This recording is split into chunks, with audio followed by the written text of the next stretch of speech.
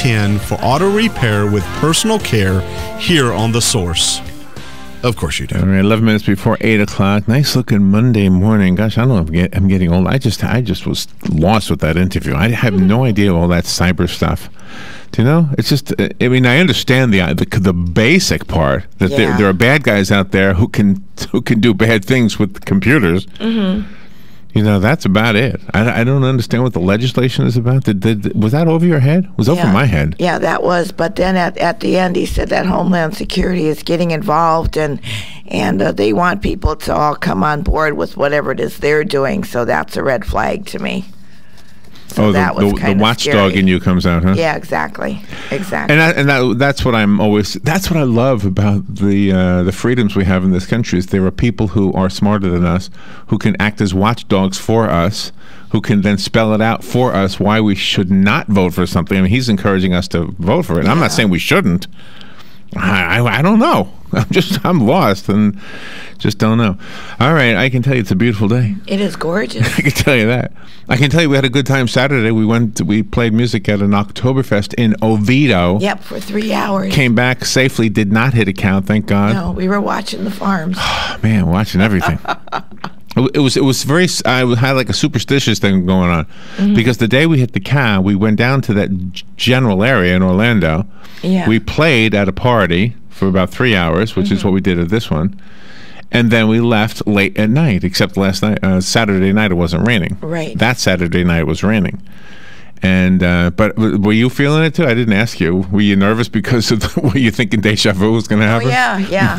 I kept looking at the fields, telling the cows to stay inside, don't come out of the fence. But anyways, we played 3 hours straight, and it was just a lot of fun. It was on a cul-de-sac. These people had an outdoor party, and neighborhood with the homeowners association. It was these were rich guys too. This was a rich neighborhood. They had nice houses, beautiful, and they were all out there. They had their tables set up. They had catered food, and of course, they hired us to be the music. And special Oktoberfest beer. And to be honest with you, I was a little bit nervous because typically we play for nursing home people. These are like rich young urban professionals, whatever you call them. Yeah. So we might have been the third oldest people there. I think so. I saw 2 people older than us. Yeah, they're in their 20s or 30s. Yeah, they look like 30s-ish. Yeah, I thought so. But anyway, it was fun.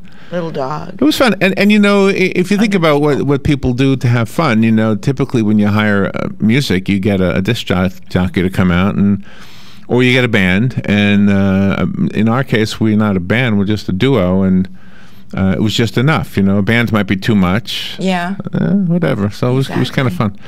There's a ribbon cutting this afternoon I want to tell you about before we get into the political thing with John Kerry. Let's see. The ribbon cutting is at 4:30 this afternoon. It's the File Depot of Ocala. They would like to celebrate their newest franchise location here in Ocala. The File Depot is a records management company offering many valuable services to local businesses.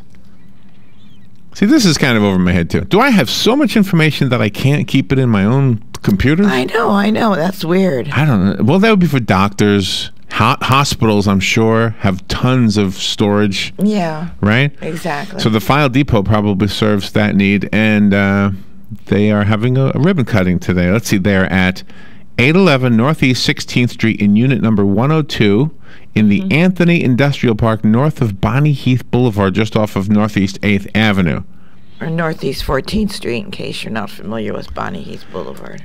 And the number to call if you want to know more is 352-502-4767. Refreshments will be served.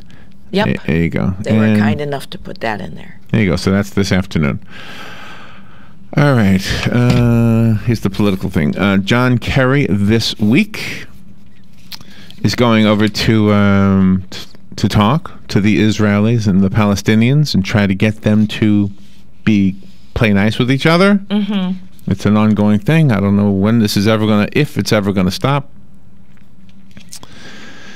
In the last month, a renewed dispute over a holy site in Jerusalem's Old City, which Jewish people call the Temple Mount, and Muslims call the Noble Sanctuary. Mm-hmm. I've heard it called the Temple Mount, but I've never known it was called the Noble Sanctuary. No. Did you know that? I didn't realize the Muslims were involved in that. Oh, you didn't? Oh, yeah. But the Christians call it the Temple Mount too. Right, I guess we adapted or adopted the phrase. I've never heard their phrase. That's before. a gold dome thing. Am I right? Yeah. Is that the gold dome thing? Okay. Yeah.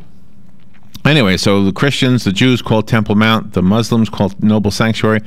Anyway, the newly renewed dispute, whatever you want to call it, has set off some violence, as always.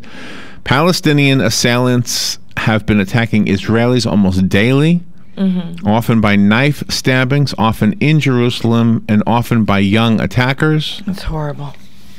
These attacks have resulted in many clashes with Israeli security. 9 Israelis and 41 Palestinians, including the assailants, have been killed in this latest wave of violence. Wow. 9 Israelis, 41 Palestinians, including the assailants. Tension around this contested holy site and the subsequent violence is just the latest in the string of bad relationship karma between the two sides. In the last few weeks, the Palestinian president had an international faux pas when he announced that a peace framework that had been in place for decades is now off the table. That's not a faux pas. That's just what he did. Yeah, statement. And there's been revived tension over Israelis building settlements in areas that Palestinians claim will one day be a part of their state.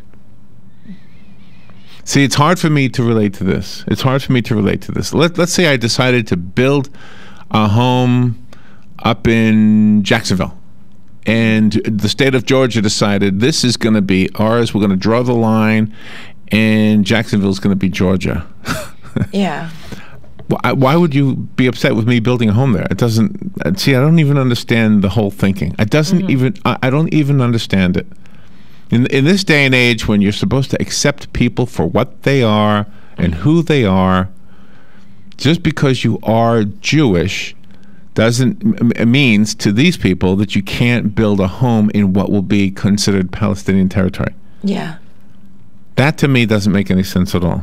Somebody explain it to me. If I'm saying something that's upsetting you, I put me in my place. But that's what it sounds like to me. The attacks have pretty much ruined any feelings of security in the neighborhood. To combat the violence, Israel temporarily restricted access to the old city for some Palestinians earlier this month. I'm sure that didn't go over well. No. Then last week, security forces set up checkpoints outside of some Palestinian neighborhoods. You might have heard Glenn Beck talking about that. Yeah. But the attacks have not stopped. So now 4 Israeli cities, including Tel Aviv, are reportedly temporarily banning Arab teachers and workers from going to schools. And Israeli police are putting up a temporary wall in Jerusalem between Jewish and Palestinian neighborhoods. Gosh. Isn't when we had people on the show who were like Bible prophecy people, and not that I know who's right and who's wrong, but this was the common element in almost every one of them. Mm-hmm. Almost every one of those prophecy people would always talk about turmoil in the city of Jerusalem. Yeah. And you think about it, you say, well, that's an easy prediction to make because there's almost always been turmoil in this city of Jerusalem. Right. Right? Thank goodness there's no turmoil between New York and New Jersey over the Statue of Liberty. Oh, there is. Oh, there is. It's just not, nobody's killing each other over it. Yeah, there is. Yeah, the Statue of Liberty is in New Jersey. I know. How can anybody say it's not? Yeah. Why'd you take me there? Why'd you do that tangent to me? I was just making a joke. But anyway, so John Kerry is going over there, and, we wish him well. He's a nice guy. Is he? I think just from what I hear about him, and at least he's putting himself and his values on the line when he goes out to try to be a mediator. Well, you know what? You're making a good point. Regardless of what you think of somebody because of the political history, now one of the things Trump says about John Kerry is he's weak. So that might be a problem too, but...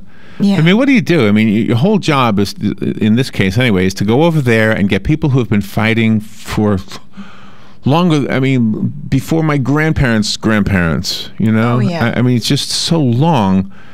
And but at least he's trying. What they need to do is they need to look across the ocean and see how we have mended our ways. Mm-hmm. They need to look over to Italy. They need to look over to Italy. This is what they need to do. Because in Italy, there used to be a place called the Colosseum in the city of Rome. And in that Colosseum, they used to have Christians who, for entertainment, were killed in front of audiences by lions. Yeah. Now, Christianity is embraced in that entire city and that entire country. So learn to get along, and you too can have a beautiful place. We'll be right back. Wise boy. Broadcasting from the Paddock Mall Studios, this is WOCA, Ocala, Gainesville, The Villages, 1370 AM, 96.3 FM, The Source. For August News Radio, I'm Pat O'Neill. Secretary of State John Kerry to meet with Israeli and Palestinian